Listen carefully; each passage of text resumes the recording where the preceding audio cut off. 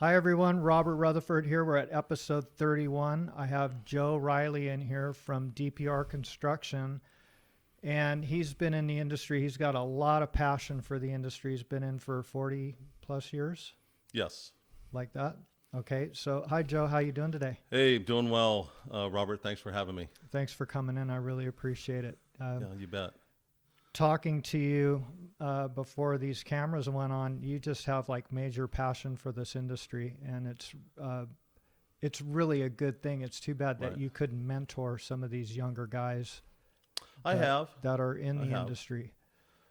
You know, my sons got in the business, and they had friends, Mm-hmm. and so I got a hold of that younger generation to just show them what I know, Mhm. and they gathered what they thought was best, Got it. and the passion comes from, I think, the thrill of the chess game, of being competitive, Mm-hmm. that we move the pieces around and we win. Yeah. Yeah. We beat the schedule, we beat the budget. Nobody got injured, and everybody's smiling. Mm-hmm. Yeah. Yeah. That's success in a nutshell. Well, you have the attitude that nothing is going to get in your way. You're going to win no matter what. Right. That's how you look at stuff. And that is a great quality to have, to be able to keep moving up in your career. You agree? Yes. Yeah. You can't be afraid to change. No. And sometimes you don't know the outcome, Mm-hmm. but change will make you better. You'll learn from it. Absolutely. Absolutely. You remember, if I think back in my career, what do I remember? I remember the jobs that were really hard, Mm-hmm. and the jobs that were just great jobs. Mhm. The in between kind of goes to the gray zone, Yeah. right? Mm-hmm. Yeah. Well, the more difficult they were, the funner they were, because you had to really use your knowledge and try to figure these things out. Yes. So those, for me, that was always really fun to work on those hard ones. Yeah, it's a lesson. I one that stood out. I did John Wayne Airport back when Taylor Woodrow was doing it in the late 80s. And we did the Admirals Club and American Airlines, some ticket booths. Gensler set of drawings, and I was a young man, and it was stressful because of the amount of detail, the Mhm. structural drawings, the reveals, the alignment, the zero tolerance. And I got through it. It was exhausting, double shifts, Mhm. noise pollution, budget constraints, fumes.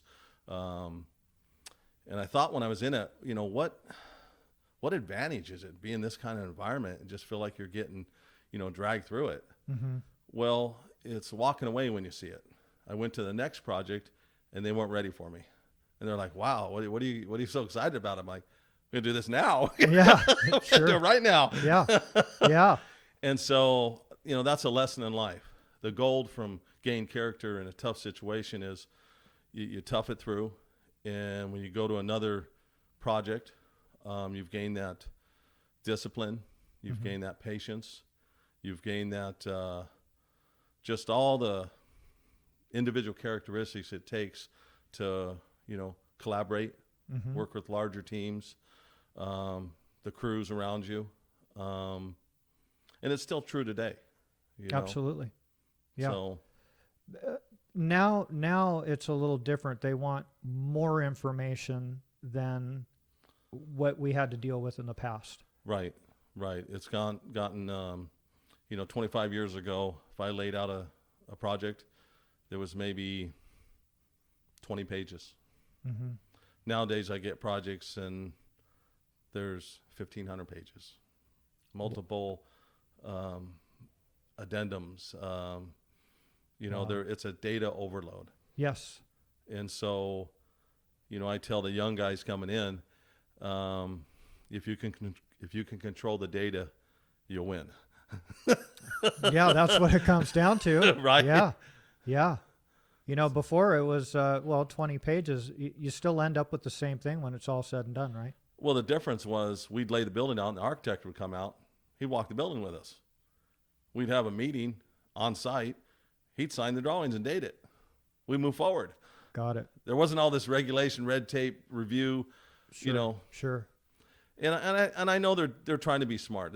Owners are trying to get the most out of their money. They're really looking at sound. You know, the aesthetics they're open now. There's a lot more detail. Since Northridge earthquake, we have a lot of bi-directional slip systems. That, you know, California is a tough environment to build in. Sure. You know, I've heard, I don't know how true it is, but a good craftsman coming out of California will be picked up anywhere else in the rest of the United States. Absolutely. They're like, you're from California? Yeah. Come here. Well, that's like being an LA certified welder. Right. You can work anywhere in the world. Right. You know, and anywhere in the world doesn't work in LA. That's right. Exactly. Exactly. Yeah. Yeah. Yeah. So that's if you're going to be moving around and there's not enough work for you, that's a good thing for you. Yeah. Who got you into the business and when did you get in? My brothers. I was in high school. I was 16 years old, and they needed help during the summertime. And they were like, "Come on, Joe." And I'm like, "You can make money." I said, "Oh, okay, I'll try it."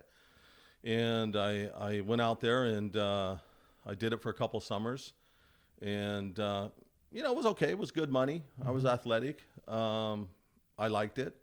I went to Orange Coast College for a couple years. I'd do it as side jobs, weekends, and ended up meeting a girl that caught my eye, and we got married. And I needed money. I needed hours. And if I look back on my union report, you saw, you know, in the late 70s, just a little bit of hours here and there, right around 79, 80, you know, by I think 84, I had 3 sons, and I was, you know, working 2,300, 2,400 hours a year. And, and I was thankful for it. Yeah. I was willing to commute. I raised my household on one income, so we had to be, you know, smart. You know, watch the credit, Sure. repair the cars. But it kept the medical benefits in the family for Sure. the kids, the Yeah. wife, myself. You know, looking back, I don't know any other industry you can go into, and if you're willing to work and show up every day and push a little bit, take some chances, the amount of reward we can get Yes. in this industry. Absolutely. Absolutely. I- Without a degree. Without a degree. Yeah, without a degree. And it's on the job experience. Well, it's on the job. A lot of it is it's the social IQ. You know, I noticed you get a kid out of college, you get them to a project, and you can see it on their face. You know, there's a lot happening.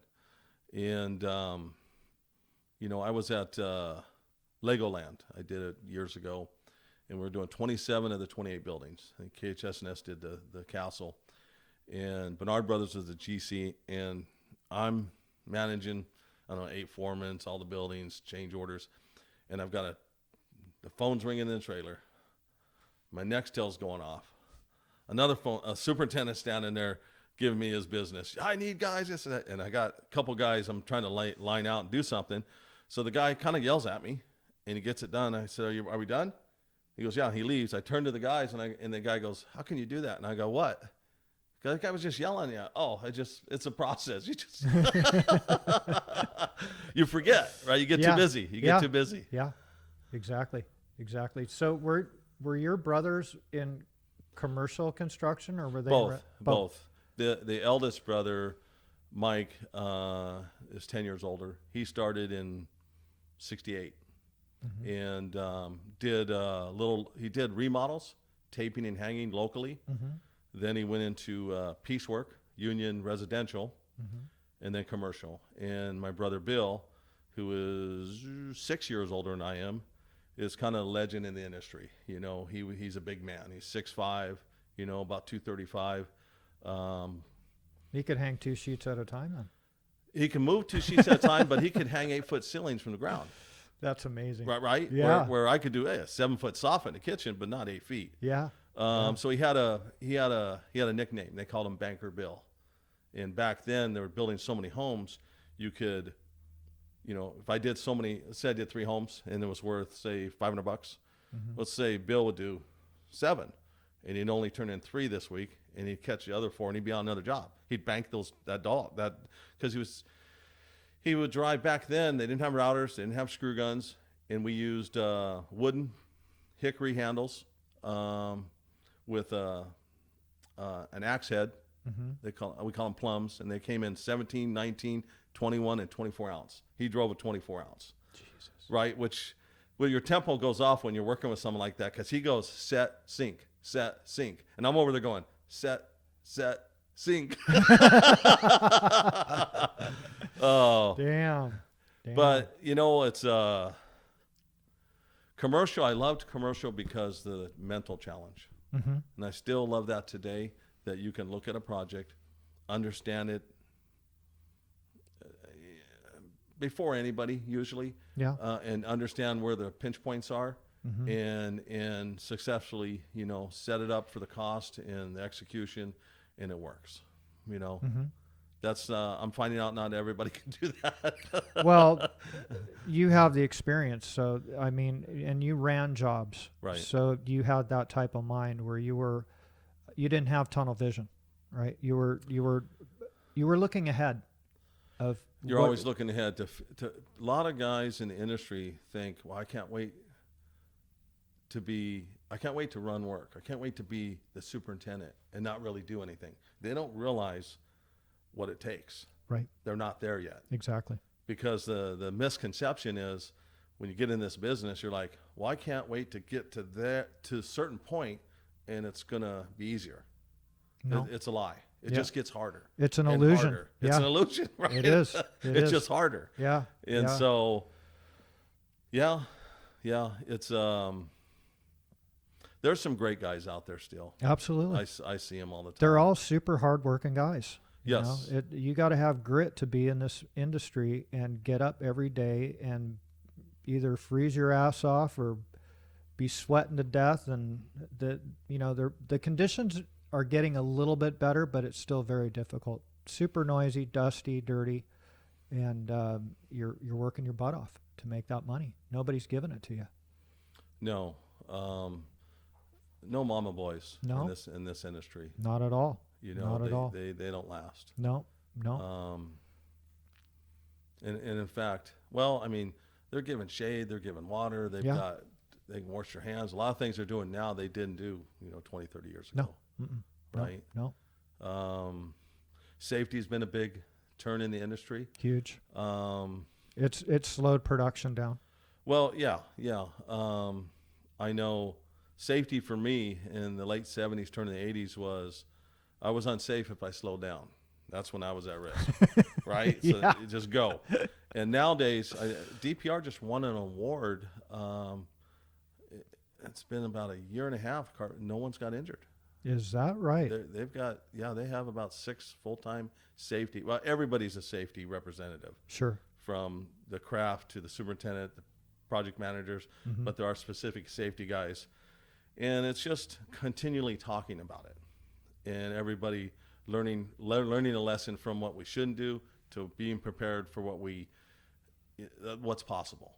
Sure. And the guys that never get hurt in the industry are probably always aware of their surroundings, a little bit paranoid. You're always paying attention. Absolutely. You hear a forklift beeping, you look.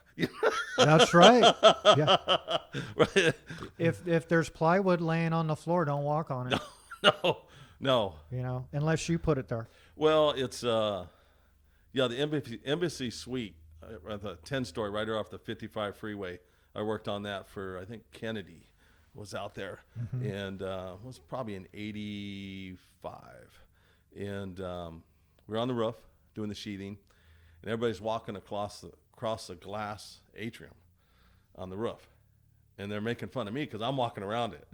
Like, come on, Joe. And sure enough, I'm on the maintenance roof on top of the building, changing a screw tip, and the old one gets away from me. It's going down the roof.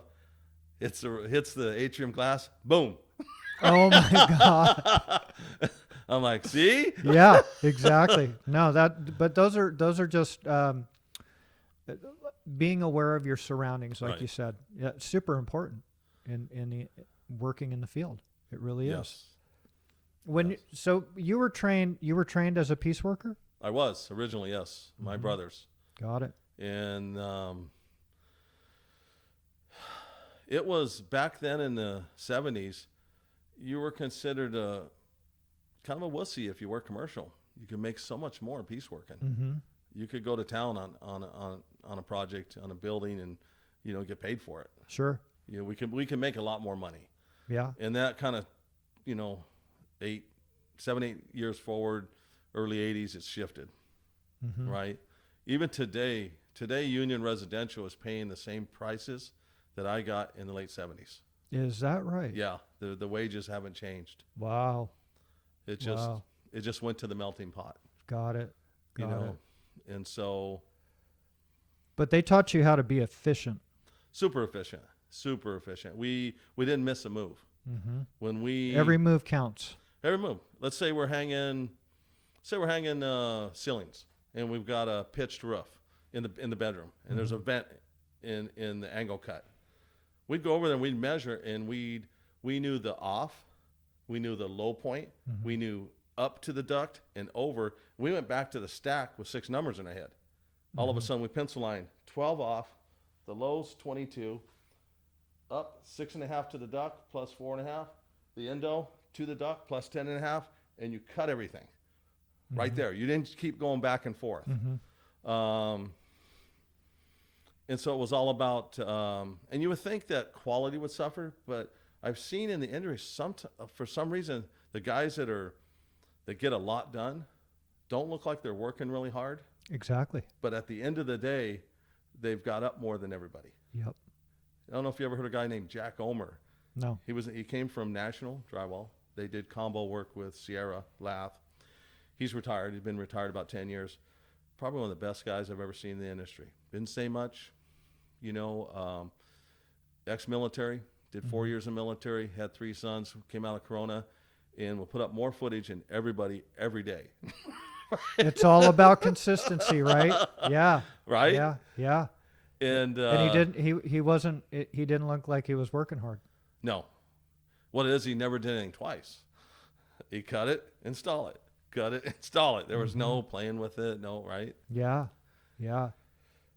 So, yeah, it's the jobs they're getting bigger. It's a lot more data. Takes a lot more collaboration.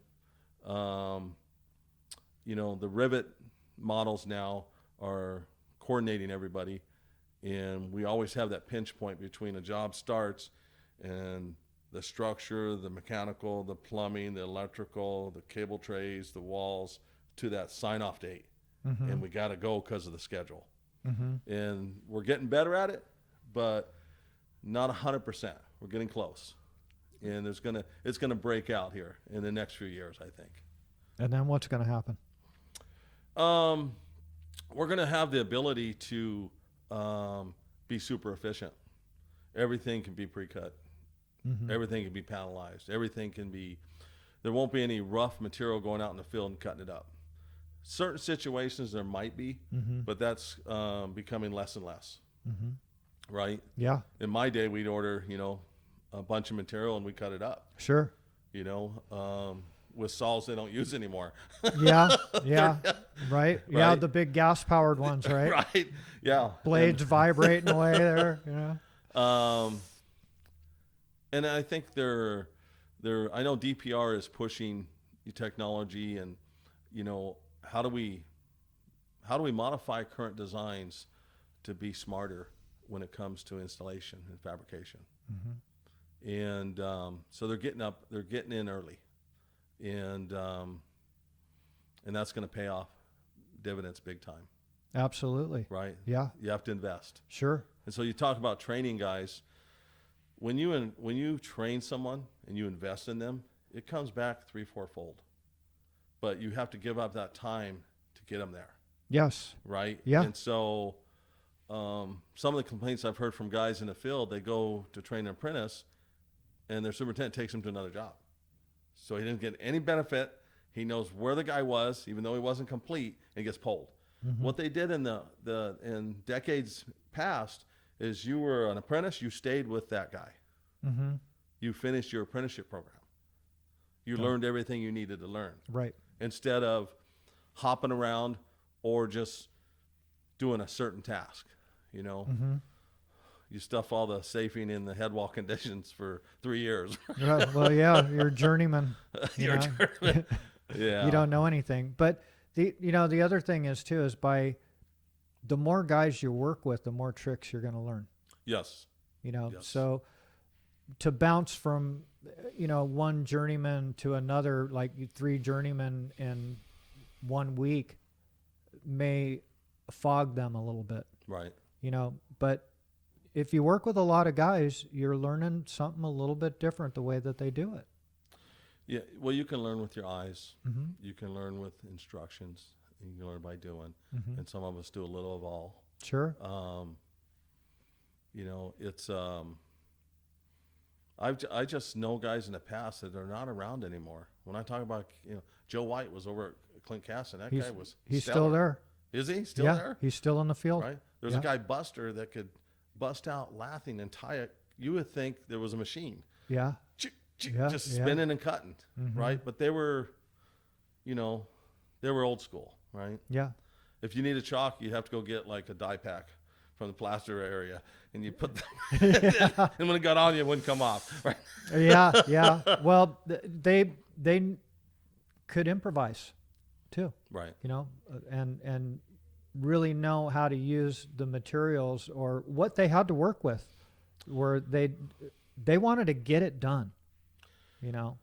They I was a young kid, mid-20s, working for Clint and Redlands Plaza, and I remember seeing the plaster guy by the gun, 2 big mountains of sand. He's got this belt on. I'm just a kid, and I'm doing a little framing, a little lathing, and I see this guy drive up in a scaffold truck. This old guy named Dick, and by himself. Mm-hmm. I'm thinking, is this one guy?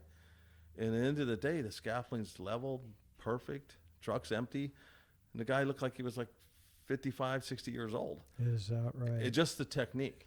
And at the end of the day, those 2 sand hills will be gone. Mm-hmm. Right? And you notice that, I don't know if it was pride or just the training or a little of both. Mm-hmm. Because I know some of the guys in the past, they pushed a little too hard because it's hard on your body. Sure. Right? Yeah. So, there's some kids out there today I'm impressed with. Mm-hmm. This guy, Alfredo Rodriguez, he's just great builder. His dad was in the trade. Mm-hmm. They're he's mid-30s. He's gonna take the world here. Good. That's nice to hear. Yeah, That's nice to hear. Real respectful. Yeah. When he walks with the inspector, he says thank you and please about 10 times each. He's just real humble about it. Yeah.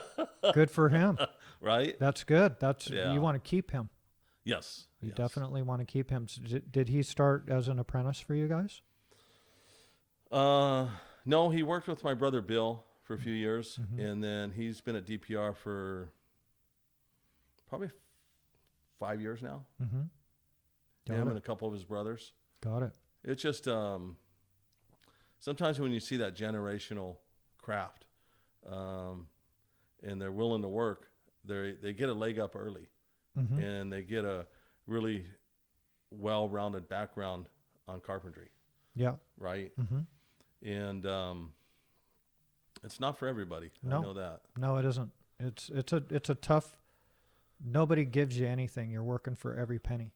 It's very tough. It isn't for everybody. No. It's the thing is though, is when you're done building shit, you have some satisfaction because you can see there was nothing there. And Well, you have a lot of emotions. I noticed the emotions you went through on a project. Sometimes you relive if you go back by the project. yeah, Like going back to high school. yeah, that's true. So good and bad. Yeah, exactly. When did you go to work for DPR? When I go 5 years ago, Mm-hmm. next month, I think it's be May 17th, Mm-hmm. 2015. And you started there as a superintendent. They hired I you did, yes. for the self-performing division. Self-perform. I was going to work with James Atwood. Got it. And they were growing. Mm-hmm. They're going through a lot of growing pains. And I was there probably about in that position for about 2 years. And James had a pretty good handle on it. Mm-hmm. You know, he didn't want to let go of anything. He'd been there 20 years, and they needed help in managing. They noticed on my resume, hey, you've managed jobs. Mm-hmm. And I'm like, oh, okay. And I ended up being a senior project manager for about 2 years. Mm-hmm. And then I went in the office one day, and my son was already in there estimating. I sat down, started estimating, and they're like, we wanted you managing. I go, well, but I want to estimate. So they're like, all right. And so now I've been estimating in the office for, I don't know, year and a half. Mm-hmm. Different challenge. You touch more projects, and you know, I prefer estimating in a controlled environment more than driving around Southern California. You can't drive too much, man. You know what this traffic is Right, all then you gotta about get here. up at 2:30 in the morning. Exactly. Yeah. Yeah. So you're working out of the Newport Beach office? Yes. Got it. Now you had mentioned something that you're doing pre-construction as well. Well, pre-con is where we're looking early budgets, conceptual projects, Mm-hmm. and we'll look at them several times before they develop, right? And Sure. we might have them for about a year. Got it. And they'll come out with a 25%, a 50%, 75% until you get to that final construction set. Got it. And so we're able to give them a consistent budget and avoid any trap holes, design discrepancies. And so, yeah, they've been growing to a point where I think they've doubled in administration since I've been there. Is that right? Yeah. Wow. I think the industry demands it right now. Mm-hmm. I Yeah. think- Well, you said 20 pages to 1,500 pages. Somebody's got to read that shit. Right. So it's that creates jobs, right? Yes. You know? Yes. People collecting the data. Yeah, Right. exactly. Another thing that we were talking about too is you really took on to this computer stuff very early. I got lucky. My youngest son was into computers when he's like 9 or 10 years old. And I drive him and his friends to LA Fairplex to get computer parts. They'd be buying motherboards and overclocking their CPUs, and they were gaming. They do LAN parties where the kids would show up at my house with a monitor in front of them, ready to come inside, and they'd go plug in and Yeah. game it. And I was doing a Hyperion treatment plant at the time. I remember that in the early 90s, and I was getting bombed. A lot of paperwork. Mm-hmm. And my son said, Dad, these computers are secretaries and filing systems. I'm thinking, what do you mean? He goes, well, it stores all the data for you, and you can recover it, right? Mm-hmm. So it gets me thinking, and I used a bonus that year, and everybody said no, and to buy a laptop. Then as I mentioned earlier, I bought a book, and in the book had a CD with formulas, and I shot like a rocket.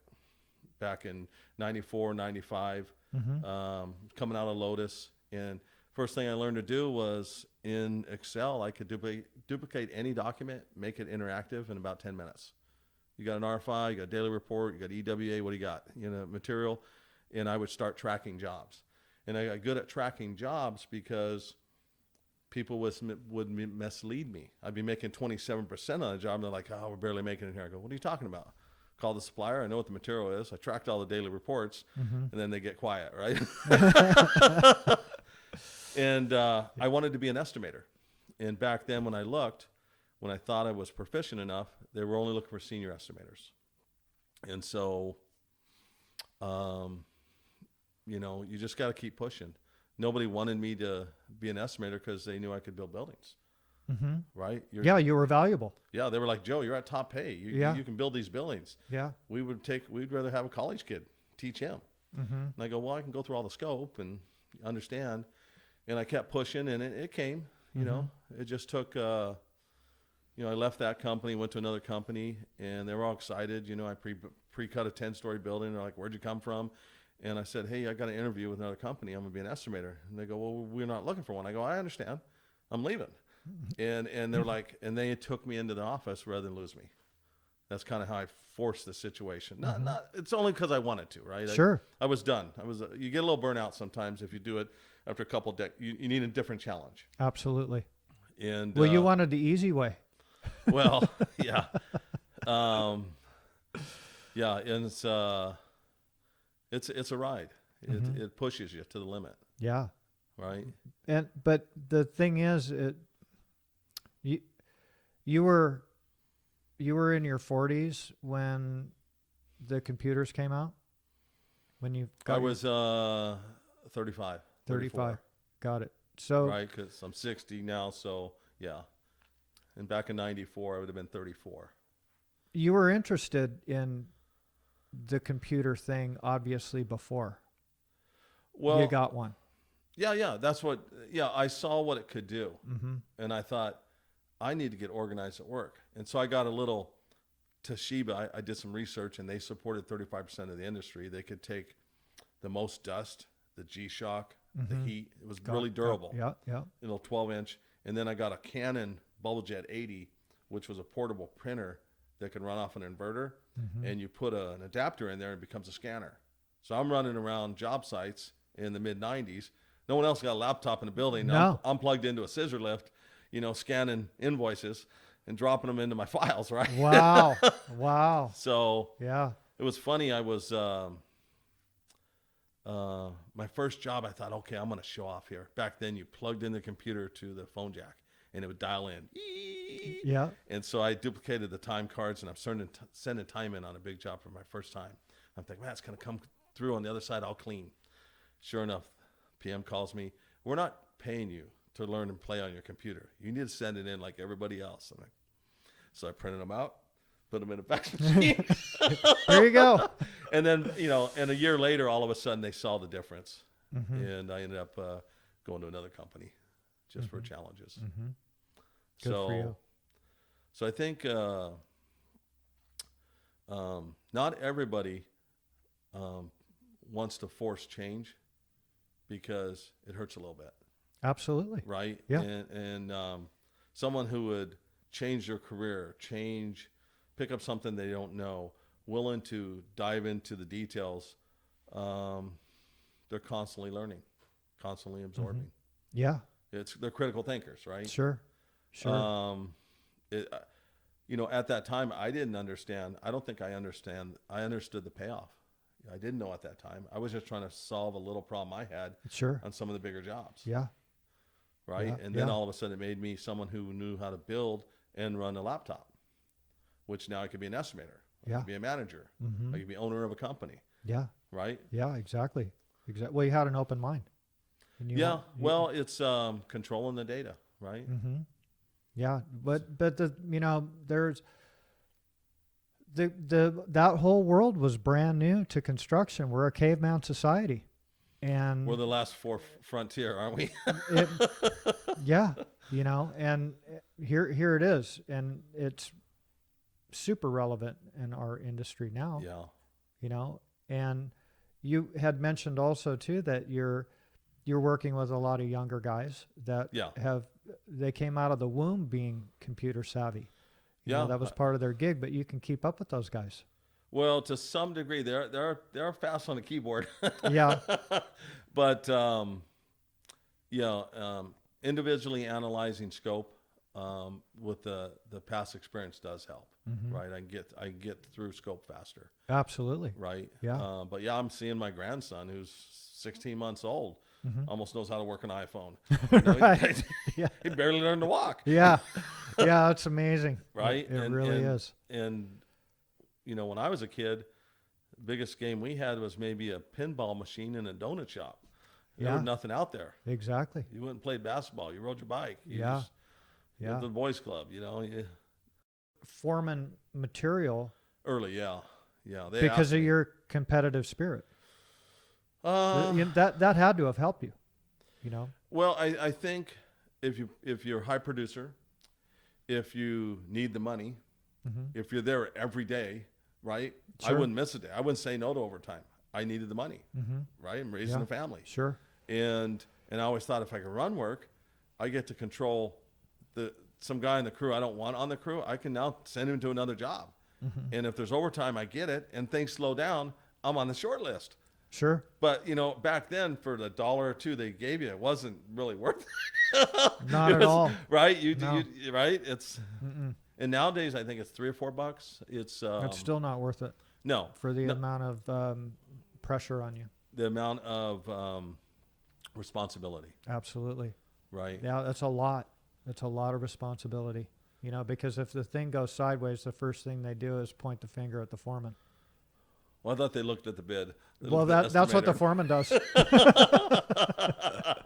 You only gave me this many hours, Right, dude. right. Come on. Hey, we found you missed these soffits. Yeah, exactly. Exactly. Yeah. Well, it's I liken the industry to carpenters, craftsmen, to the dominant A-type personalities. They're not going to say pretty please. They're not waiting. They're going to get it done.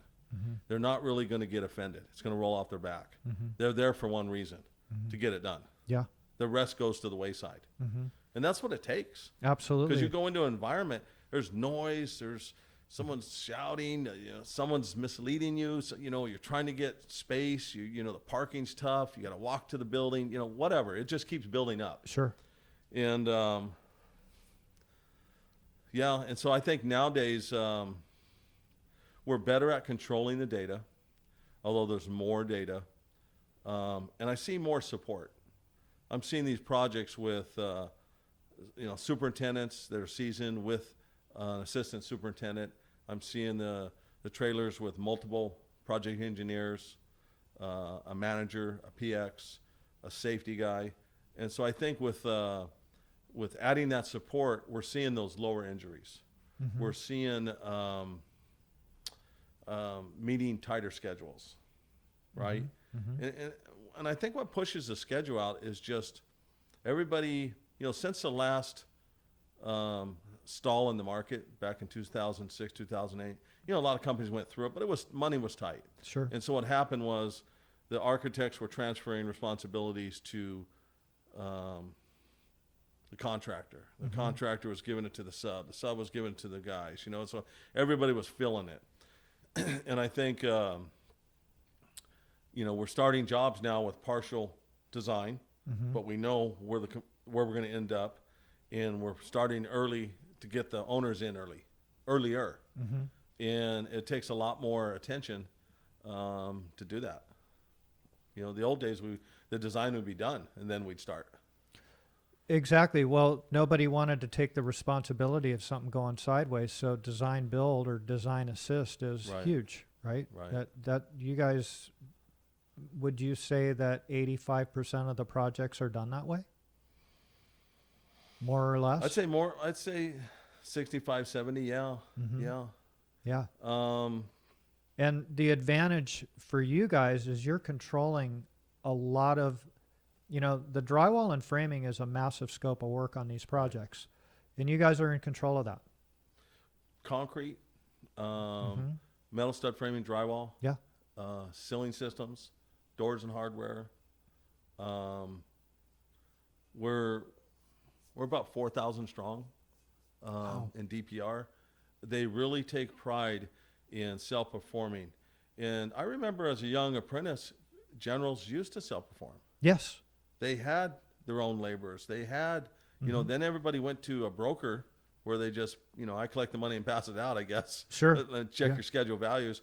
Now they're going back to that Mhm. because it's mitigated risk, Absolutely. right? Yeah. And it's a potential reward off the fee. So, Right off the top. right? So let's say the market shifts, it gets tough, and I bid the framing and drywall at cost. And if someone else did it, maybe it wouldn't flow as easy. They'd have a lot of change orders. Maybe there's a claim. But being in-house, none of that happens, Yeah. right? Exactly. Because when the superintendent says, I need you to go do it, we go do it. Mm-hmm. Where if you're a sub, you're like, well, I got to call the office.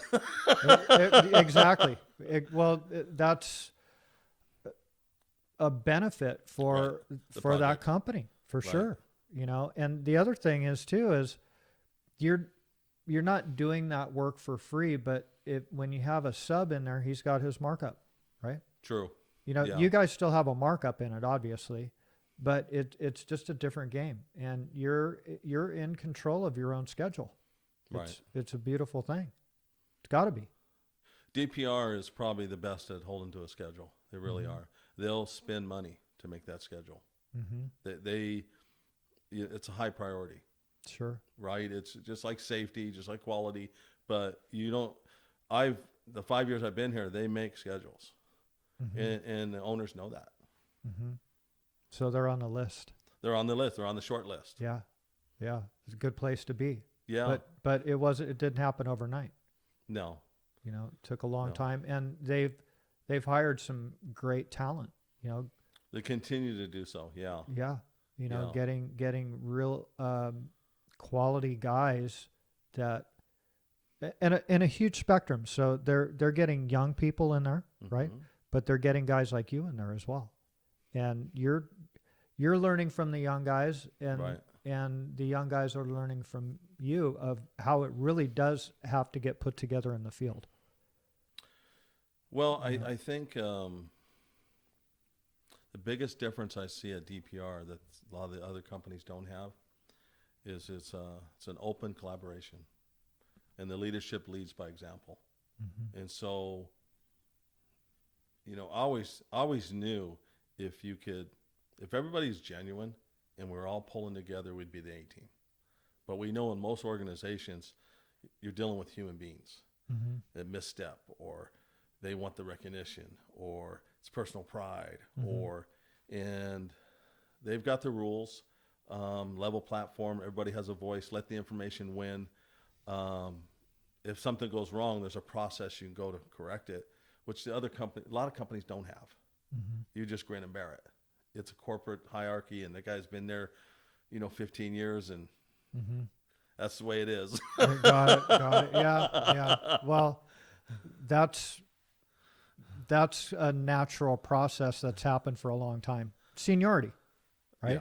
Yeah. So this is just a different way of looking at it. And they are so successful. You know, James Atwood was on, and he can't say enough about that company. That excellent people. Well, they make a decision we want the most satisfied employees. We want to be the most admired. We don't want any injuries. Mm-hmm. And so they target goals, and they keep measuring themselves to get there. What I like about DPR, they measure you too. You're not hiding anywhere. They Mm-hmm. measure everything you're doing, everything you're touching. Mm-hmm. And if you're high performer, it's a good thing, right? Sure, If yeah. you're not, yeah, you're going to, it's not. But they don't micromanage either. And that's what I really appreciate. Let's say I'm coming in the morning and I sleep in half hour, 45 minutes. Instead of getting there at 7:30, let's say I get there at 8:15. The phone doesn't ring. Nobody's, where are you? They're all like, yeah, you just, put in your 8 hours, get, stay up with the workload. Yeah. You're good. Yeah. Most companies aren't like that. No, that's but that's part of. How about the guys in the field if they show up late? That's a different deal. No, they have some understanding. I've heard people, remember I was a general superintendent, like, well, let's not jump to a conclusion. There could have been death, could have been family illness. We don't know. Mm-hmm. Let's talk to the guy Right. first. But what if he said, "Oh, dude, I overslept"? I'd say, you live in Riverside, jobs at UCLA, then drive in, keep coming. Well, it'll be 4 hours. That's all right. Keep going. Yeah. Hey, guess what? We had to shut down early today. You can go home. Yeah, there's a meeting Friday at 3. You got to be to it. No. I think that's like anything, in life is, one-off here and there. Sure. It's life. Absolutely. You just don't want to be doing it every Monday, No. right? Hell no. Right. Exactly. So, yeah, it's they have a goal right now to be the most admired company by 2030, Wow. and that's a big goal. It's you're a tall talking mountain. Disneyland, you're talking Microsoft, you're talking Wow. right, Yeah. and they're gonna make it. You have good things to say about them too, man. That's I do. awesome. Actually, I do. I mean, they have leadership there that I'm so impressed with. Mm-hmm. I don't think I'd ever want to leave. I mean, I could get mad, things can happen. Sure. But if you look at if you step back, you're like, wow, I don't see that kind of guy with those other companies Yeah. Yeah. that you can have a conversation with that seem to care, right? They're putting forth the effort. Sure. They make adjustments. No, I'm fortunate. You know, I heard about them in 94, 95, that DPR was hiring and paying more than everybody. I was over at Legoland at the time, and I said, they'll never make it. Can't do that. That business plan doesn't work. And boy, was I wrong. Yeah. Wow. Right? Yeah. And so, yeah, well, they don't, you just can't get hired by DPR. You have to get recommended. And then they have a pretty thorough process where they have multiple groups interview you. Is that right? So they just don't, you don't grab the phone one day and you're on this job the next day or whatever. They put a name on you. Let's say, wow. I'm going to hire, I recommend Robert. Robert shows up to work, misses a couple Mondays, has a story. Joe, what happened? You recommended the guy. What happened? So, which is smart. That's smart. Yeah. So there's a big vetting Yes. that they do because they're gonna invest in you, right? They're looking for lifetime commitments because right. they're committing to you. Exactly. One of the things they have that's super special is they trust you. And it's odd because I didn't grow up in the industry that way. The people are always checking, Sure. Where they give the trust first, which it reciprocates. You end up wanting to work harder. Right? Very interesting. Yeah. It works. That Because makes sense. if I can relax and I'm not trying to cover my butt because I'm worried about somebody, saying something, or if I can just work, then I end up putting all my energy in work. And I Productive. Yeah. Wow. Right. That's different. Yeah. So I mean, you've had like this full spectrum of, starting in the 70s in the field to this now. Yeah. That's quite a story. Yeah. Yeah. I wouldn't. You know what? It is humbling because you meet very few people that are on their 5th decade. Very few. Yeah. In the same industry. Yeah. When you talk about, James Atwood, he's one of them. My brother Bill's one of them. There's not a lot of us out there. Is your brother, is he still working? He retired last year. Yes. Got it. So the biggest thing he notices is he changes his oil in his truck like once a year now instead of every other month. Right? Exactly. Yeah. And yeah, but because it's so demanding, it's hard to go all those years. Stay interested, to change challenges. If I was grateful, it was funny. I raised my kids and I was pretty disciplined on them. And I remember one afternoon, a Saturday, I'm lining them all out for the backyard. My wife looks over, you're not the foreman of the backyard. You bring some of your work home, your technique, right? Yeah. Lining everybody out. Sure. And my kids, I remember them saying, when we get older, none of us are going to go in the industry you're in. We're just not going to do it. And they all came in it. They all went into it. Got it. Yeah. Well, so I met your son, Brian. Okay. Yeah, that's right.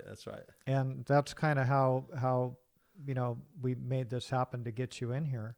And he was all fired up and he's been watching the podcast and said, right. Man, my dad would be a great guest and stuff. So I'm so glad. Oh, he did it just put me on the spot. He thinks it's funny.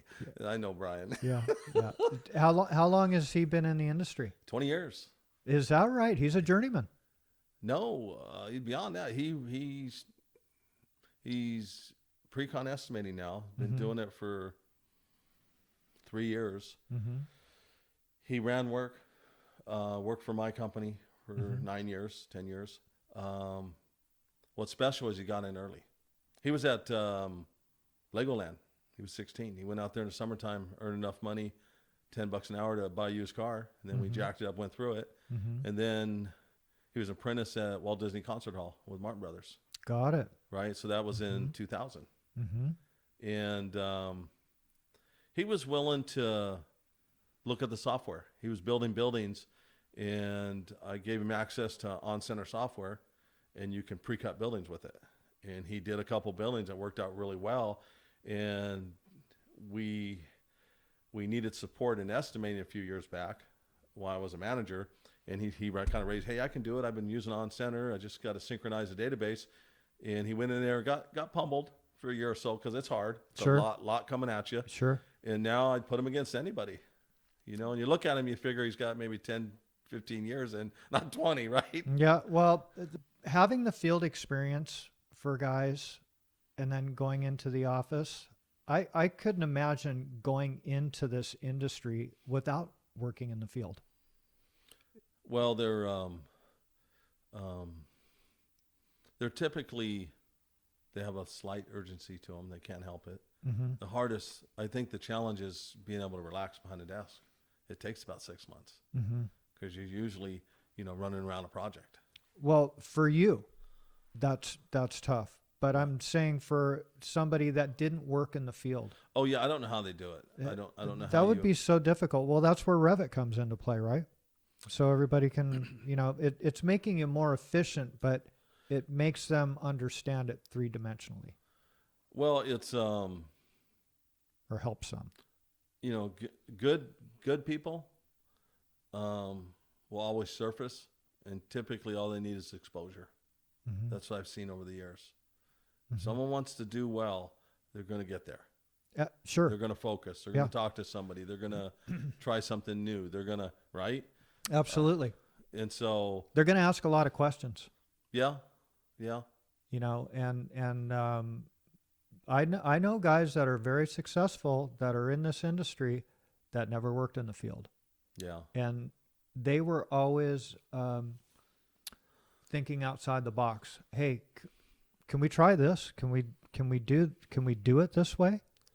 And trying to make it more efficient. Well, yeah, I've seen them out there. I know when a business runs, you know, you have, you know, strong financials, you have strong management, you have strong execution in the field, and they say a lot of companies have two of the three, right? Mm-hmm.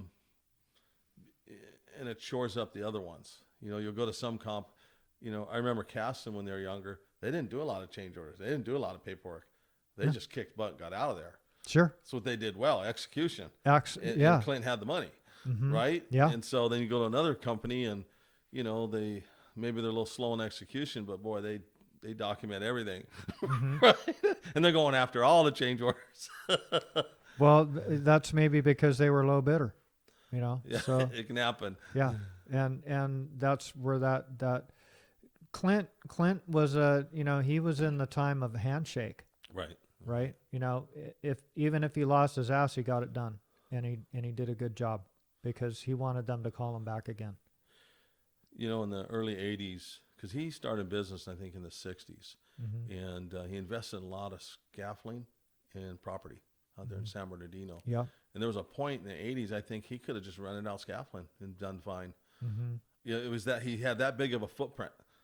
Got it. In an Inland Empire, if you were bidding against him, you know, it was You tough lost. to beat them. You Yeah. lost. They wanted it, right? Yeah. They owned everything. They called that Caston country. They did, huh? Yeah. Yeah. Back in the day. Yeah. Well, you know, I met Jimmy Malachowski. Oh, he was probably 21, working on a project in Bray here before he went over to Caston. And when I went over to Caston, I was on that Redlands job, and here he pulls up in an old 56 truck that they put a new engine in, big old flatbed. It's got all this lath. He comes back, and he jumps out, jumps in a forklift, pulls it off, drops it, jumps back in the truck, back to the yard. Back. He's a hustler. Mm-hmm. So all those guys that came through the industry, Yeah. they had an urgency. Absolutely. They were not sitting around. They're like, we got to get this done. Yeah. Yeah. You can pick them out. You Yeah. know, and you still can today.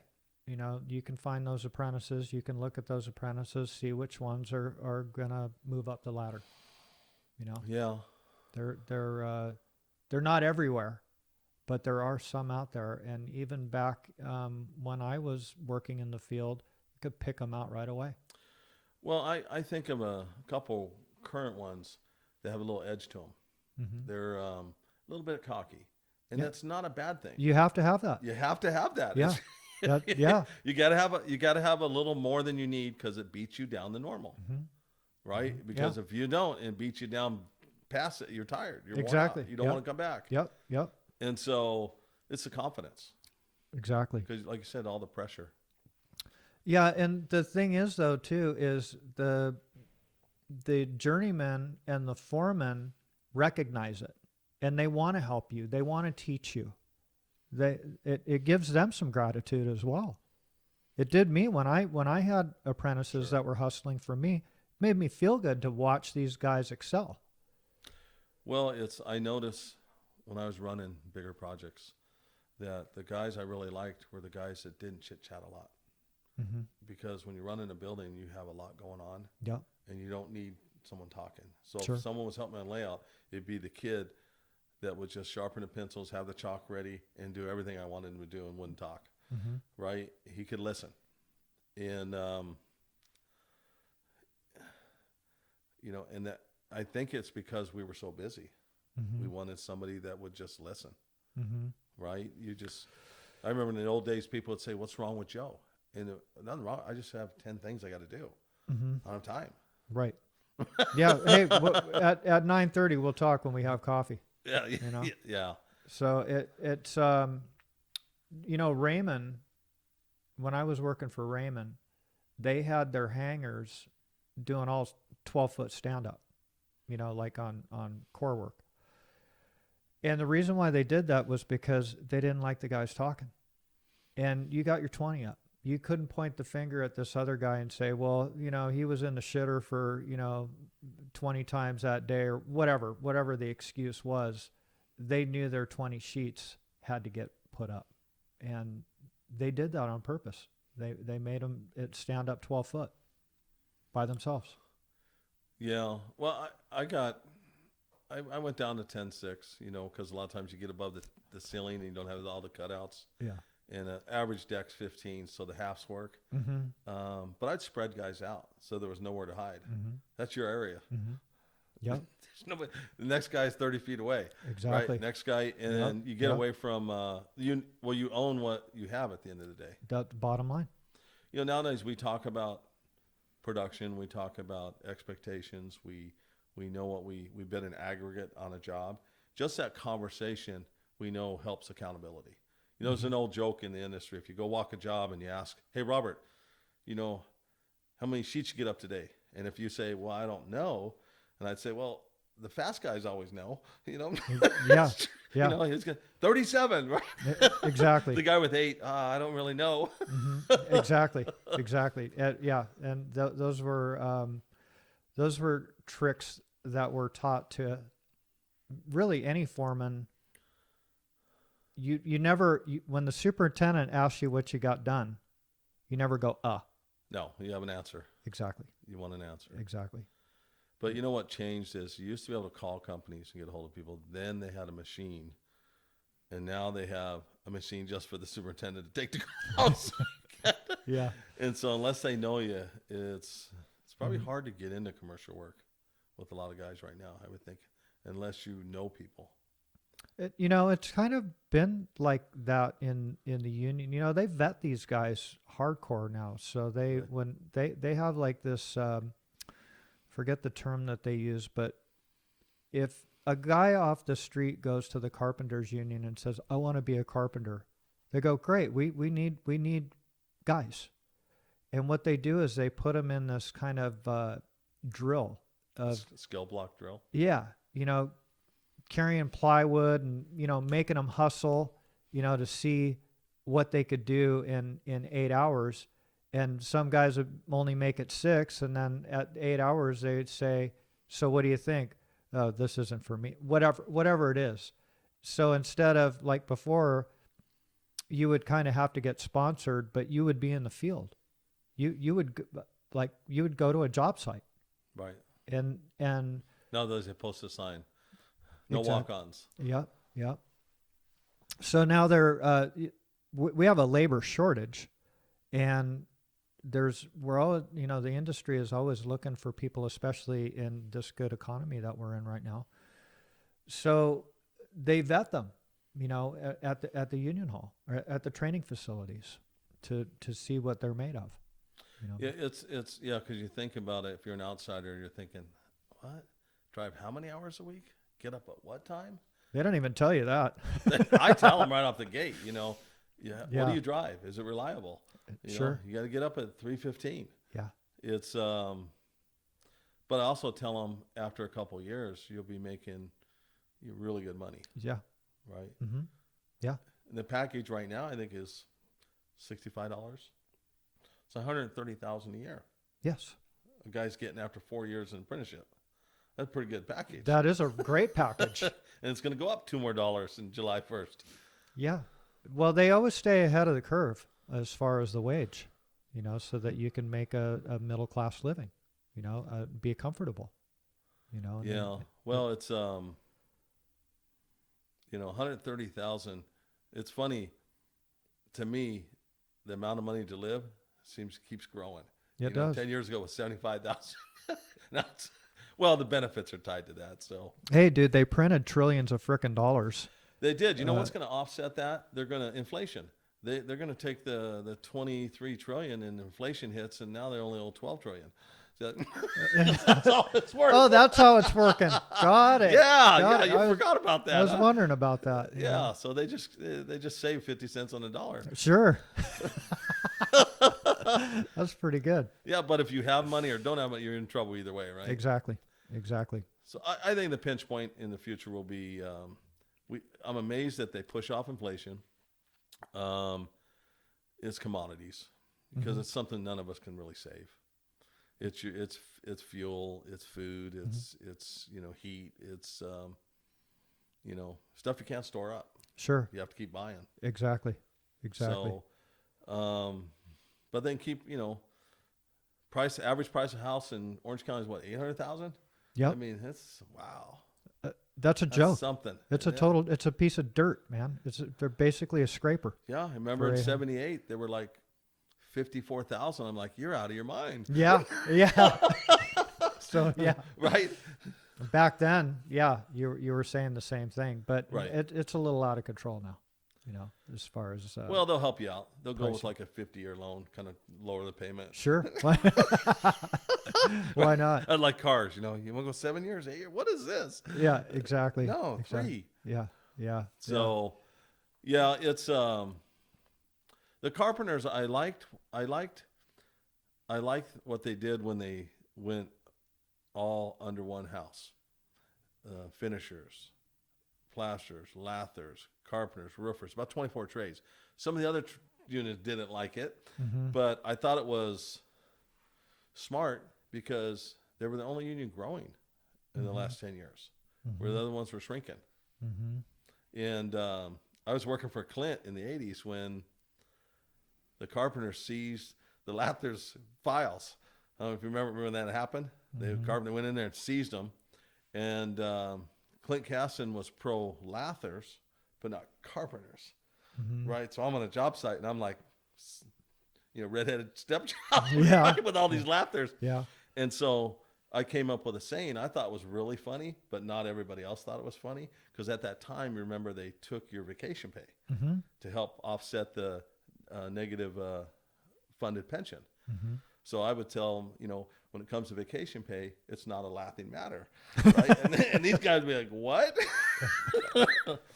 To me, it was funny. The carpenters were after, the lathers had a massive pension fund, and they were after that for a long time, and they won. They got it. Well, I think the lathers were,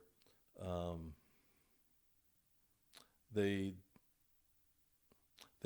didn't grow, and I think their investments at some point they got caught in the market where that when you have a negative funded pension, the carpenters wanted them earlier, and then they stood back and said, all right, well, if you drop down, we'll go in there and absorb you. So they got a better deal at the end. The only problem with that is like they say is, if the carpenters control everything, the old absolute power corrupts absolutely. You know? Yeah. Yeah. Where's the check and balance? Sure. Sure. Yeah. That's, I'm very impressed with what they've done with the monies that they've collected on that, because I think these training facilities are totally incredible Yeah. of investing in the future for these younger guys to learn the trades. Yeah, back in the 70s, I think. It was a joke. Well, they were teaching us wood framing every Tuesday night, and some of the guys were drinking beer. Mm-hmm. You know, there for 2 hours, and then I found a loophole. It said that if you're over 50 miles away, and from Santa Ana, where they were having them, my mom's address was in Lake Elsinore, and I was able to do home study, volume 1 and 2. Oh, no shit. Yeah, and they Wow. got rid of that. They just started creating more schools, Mm-hmm. so that didn't apply. Got it. Well, yeah. But I just didn't want to go. Yeah. Well, especially after working all day, Right. So it's that was tough, but that was part of the gig. You Well, didn't have to take a week off. No, we did it Tuesday nights. Mm-hmm. Yeah. It's I had one son go to college, or one that went to college was my son Brian's younger brother, and he got out of college, and he owed money, couldn't pay it all off, Mm-hmm. and then my son Brian went into the trade, and his younger brother got out of college, owed a bill, and Brian owned a home. So it's Mm-hmm. Yeah. not that yes, you want to be educated, but there's a prime example. One had a debt and the other one had a leg up. Yep. Yeah. Who wants to start their life in debt? Right. They didn't even generate paychecks yet, and they're in debt. That's no bueno. So that they're looking at all that different now. Well, it's there's always homes got blown up, Mm-hmm. then education got blown up, and medical's getting blown up. Mm-hmm. The financial institutions got blown up, and it's greed. Mm-hmm. It's the amount of if you think when the financial company got away from Glass-Steagall Act in the 1936 that said a bank couldn't loan more than 30 to 1, Mm-hmm. and they released it, Mm-hmm. and they went to 60 to 1, 100 to 1. That's how they got in trouble, Sure. right? Yep. Because they couldn't back their investments. Exactly. In housing, I think they're doing it with loans and vehicles, where they're pushing them out, and they're doing a piggyback, and they're doing a variable, and they're doing a balloon, and that's why I joked earlier. You can buy a house; it's a 50-year loan, right? You can afford it now. Sure. I think prior to the Depression, nothing was more than 10 years, Got it. right? When people got tight on money, they extended the years, and now they're finding out it's good interest. Yeah. Right. Yeah. It's in their benefit for sure. That's exactly right. It's like having a subscription, Well, yeah, Just they keep- don't want to let you go. They keep- like the relationship. Yeah. I remember my wife and I, young family, where we couldn't get credit when we were younger. Mm-hmm. It was hard to get. Yeah. They didn't give it away. Mm-mm. They're in the 80s. No. Nowadays, everybody's got it. Yeah. What's happening? I've talked to some people that spent some time in China, and they judge you by your credit rating. That's how you're judged, and that's what's happening with artificial intelligence. So said Gotcha. there's cameras everywhere, Right. and if you break a lot, you jaywalk where you're not supposed to jaywalk, you're on camera. They frickin' post that on these big screens outside, and then it gets attached to your credit rating that you are a cheater. A risk taker. Yeah. Cheater. Yeah. That you're not obeying the laws and stuff like that. So that is your credit is super important. I think that they do that formula here, just a little different, Mhm. right? Yeah. Yeah. Where if your credit's in shambles, and you have a pattern, Mhm. and you're probably someone who has an attitude, doesn't care, Sure. right? Exactly. The hell with you. Yeah. I'm not paying. Yeah. Yeah. I just wonder why Well, I know why. My wife has always had better credit than me over the years, and I think it's a bias that women are ultimately less likely to tell you to take a hike, where guys will. Mm-hmm. That's my guess. Got it. Got it. My wife always had a higher credit rating than me because she was older than me. Oh, is that it? So she had it established before I did, but it's super important. You really can't do anything unless you have good credit. You know that when you went into business, right? Yeah, yeah. I borrowed against myself, and so I really funded. I had real estate. Sure. That was how a lot of us do it. But yeah, a lot of young guys that say they want to go into business, I tell them, "Are you friends with a bank?" Mm-hmm. I mean, you're a bank. Yeah. When you do a project and say it's $1 million project, Yeah. you might be out $250,000 before you get a dime. Sure. Exactly. That's high risk. You're all in, man. Yeah. You're all in. Yeah. So, But the thing is, like when you wanted to get, when you started buying lots of material, you weren't paying cash for it, were you? no. Yeah, you had to get credit, so you had an account and so forth, and Right. even though you had a corporation, you still had to give them a personal guarantee. I did. Yeah. They wanted to know who owns it and what's he own. Yep, exactly. Well, I mean, and that kind of makes sense. But back in the 70s and 80s, if you had a corporation, you didn't give a personal guarantee. You had a corporation. That's Right. So it's a sole identity. Exactly. And then when everything went sideways in 2008, then that all changed. You had a personal guarantee. So it's super important to have good credit. Yeah, I fought off credit for years. It didn't, don't really need it, in a car, paper, house, or whatever. And I remember when I got my first job as a project manager, estimator, took a client out to lunch, and I turned in the receipt. And I said, "Hey, will I get that next week? Because I can only afford to do so many of these." They go, "We'll use a credit card." And I didn't have one. I actually had to go get my first credit card for my job. Is that right? Really? Wow. Yeah. And to this day, I don't have an ATM. I think it drives the bank crazy that I don't have one. I don't have one either. I don't need it. You guys want to charge me a dime? Use it at AM, PM. We're done. Sure. Yeah. No, I don't have an ATM, but it's really important. It's really important, even for young people. You have, if you say you're going to pay your bills, pay your bills. Right. That's the bottom line, because in a lot of cases, I look at things like you two as where I don't have debt on my company. I've paid for everything, Right. but I still need credit to deal with Operate. my vendors, right? Yeah. Because I could pay cash for all my raw goods and all that crap, but it doesn't make any sense. Like if you're going to give me a 5% discount, I'll do that shit all day. But that doesn't happen. So I'll pay in 30. So it's, if you want to move up in the world financially, you have to have good credit, even if you are paying cash. Oh, it has to true. It has to be established. No, I was just thinking, I went and bought a vehicle, not recently, I think it was a couple years ago, and the general manager came out and wanted to know who Christine Riley was. He said, "I've been here 20 years. I've never seen a credit score that high." Really? Yeah, it was like 838, and it was 850 is your max, No shit. And because she worries about everything. She pays everything on time. Never had a ticket. That's just the way she's wired, and it shows up. Yeah. And the See? points, right? See? Did they give her a good rate, Um, or did you pay cash? no.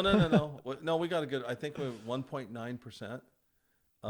We bought a used Suburban because we were 5 grandkids. We needed to go buy a used Suburban so we could fit everybody. Sure. And it was a deal and a great car. And it was funny. She woke up the next morning worried about the payment. I'm like, it's not that bad. It's just she has that God-given wiring that we got that. Sure. Which is a good thing. Absolutely. So she's not running out getting married, making makeup or doing buying fancy clothes. You're not living above your means. No, you know what? We live below and we keep it simple. Mm-hmm. You know, I've been married, over 40 years where, Congratulations on that. yeah, thank you. But it's keeping it simple. Mm-hmm. Simple works, Yeah, absolutely. right? Do some Absolutely. yard work, go shopping, help clean up the house, do things together. Mm-hmm. We're going camping this weekend.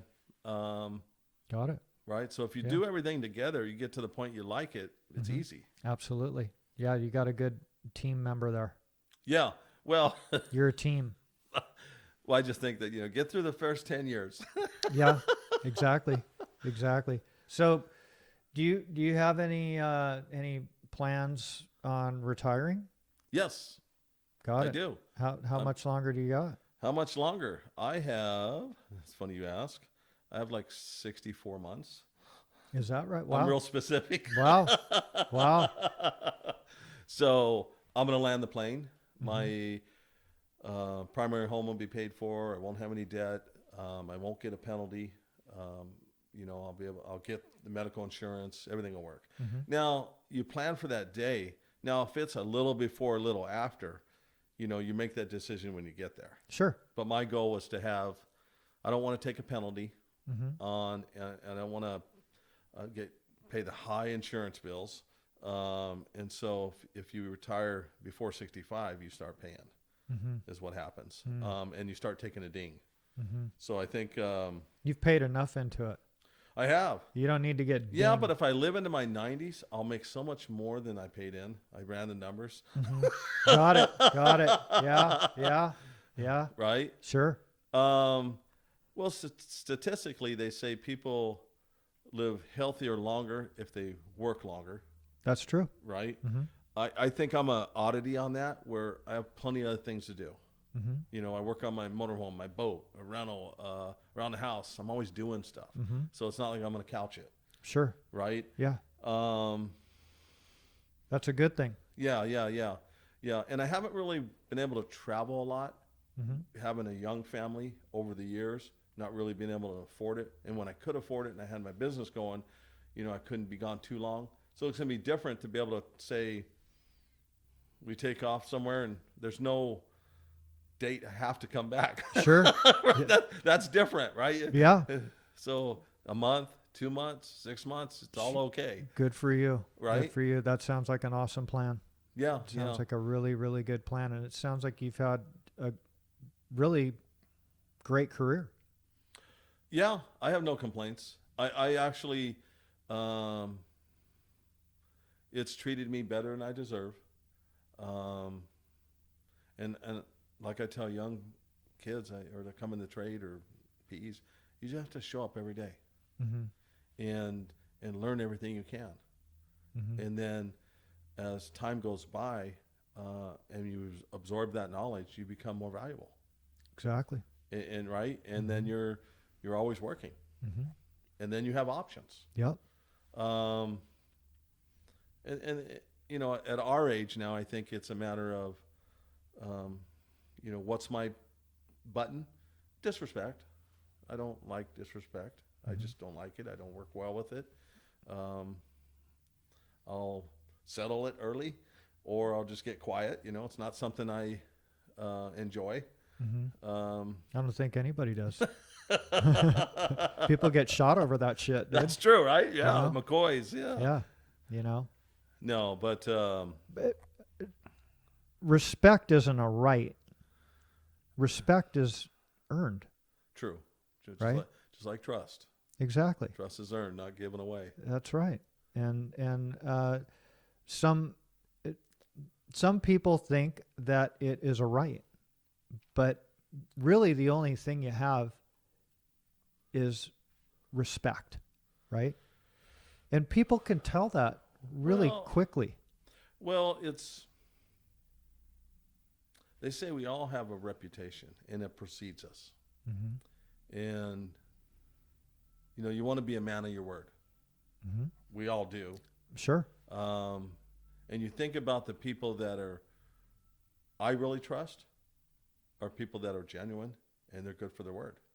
Mm-hmm. There's that we've built that relationship where now we have each other's back. Mm-hmm. And so Yeah. And the list is short. It's not hundreds of people. You shake a lot of hands, but you don't have a lot of friends, right? That's right. That's right. Exactly. So That's it's, right. but I, like even on the job site, we talk about this on previous episodes of younger people talk about respect, and there's respect that's earned in really any industry that you're in. So if you're running your mouth and you're not going to get respected. Is basically you've opened the door to not be respected, and so that comes with, like you said, having integrity, Right. doing what you say that you're going to do, being honest, and respect kind of comes naturally after that. You know, If you mean what you say and you say what you mean, it's easy. exactly. Right. It It's really is. easy. It really is. And you know what? It's something I think that's tried and true for generations. Absolutely. Right. Absolutely.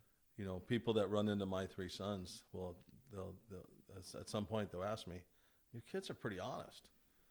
I said, "Yeah, right or wrong, they'll tell you the truth. Mm-hmm. They're raised that way." Mm-hmm. Yeah. You started telling me a story, you weren't going to like it. Right. So they learned real easy. Don't tell a story. If you did Mhm. something wrong, accept the responsibility, move on. Mm-hmm. Yeah. And you'll get respected for that. Right? That's right. Yeah, exactly. Joe, this has been really awesome, man. I really Oh, appreciate pleasure's you mine. taking some time to come in and share your story.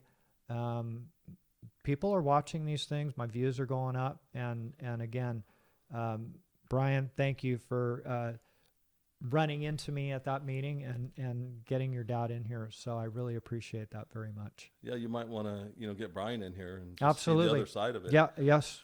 Yes. Brian, you're next, bud. Oh, thank you. All right, Joe. Thanks.